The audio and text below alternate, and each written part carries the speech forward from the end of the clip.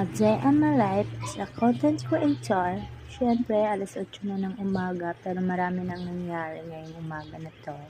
Dahil alas 5 pa lang ng umaga, nagising na nga aking anak pero dahil antok pa nga ang nanay niya, nagpatulog-tulugan lang.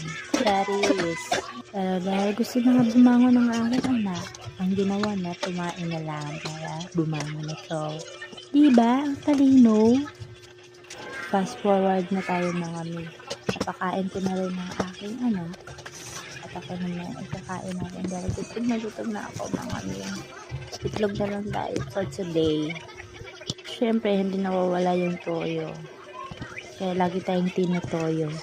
Charis! Kailangan natin bilisan ng kain kasi marami pa tayong gagawin ngayong araw na to. Dahil tulog ang aking anak. Agahan kong kumain. Habang kumakain na pala ako dyan, may marami na ako iniisip. Marami na kasi ang kumapasok sa utak ko, mami. Ang hirap maging nanay, ano? Habang kumakain, lumilipad yung utak. Masarap din pala ang ulam ng itlog mga mino, lalo na pag gutom. Siyempre, hindi mawawala yung gatas kasi lagi tayo nagpapadidi everyday. Nanguya-nguya, lunok agad mga mi.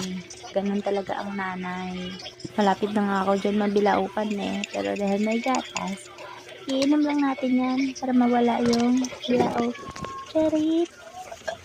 Pero dahil tapos na nga ako kumain mga mi, maghugas na naman ako. Ang dami kasing kalat sa kusina.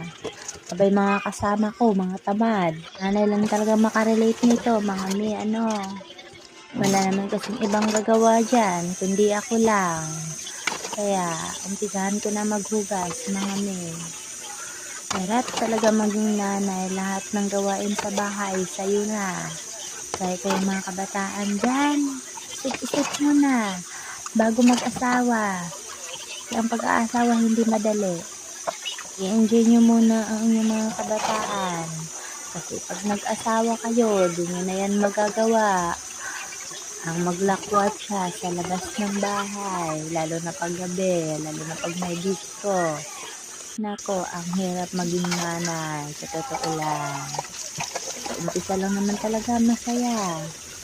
Pag nagtagal, tangina na. Sabi mo na talaga lahat ng kamalasan sa buhay. Naranasan mo din, umiyak mag-isa. Naranasan mo din, magsalita mag-isa. Ganon ang pagiging nanay, mga me. Tapos minsan pa, kapag mainit lang yung ulo mo, ang malambing ng mister mo, may tupak din.